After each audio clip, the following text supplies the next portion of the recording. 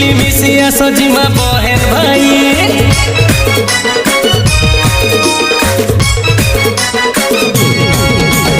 चालू जिमा शिव भजन गाई गाई मिलिमिशि आसो जिमा बहन भाई से तो कैलाश पति से तो गति मुकति होता के सब दुख जनमा चलो भाई बोल जिमा हो जिमा जिमा हो जिमा कष्ट कले तो भाई कुष्ठ पाए कुष्ठ पाए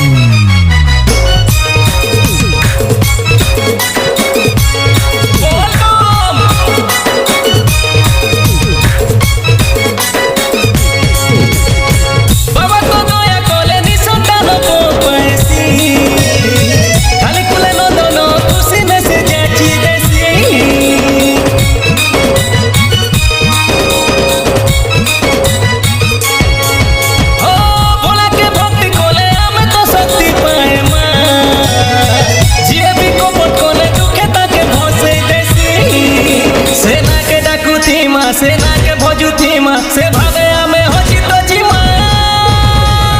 चलो भाई बोल जिमा हो जिमा जिमा हो जिमा कष्ट कोले तो भाई कुष्ठ पाए कुष्ठ पाए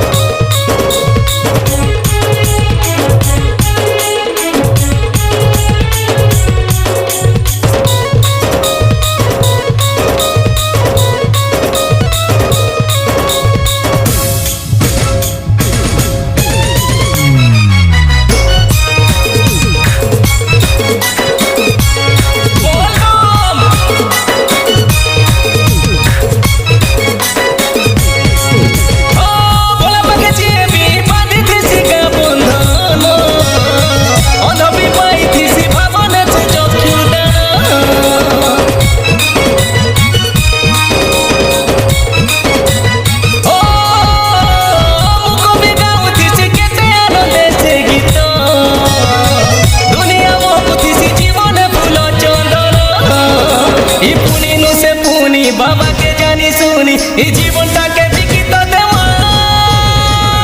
चलो भाई बोल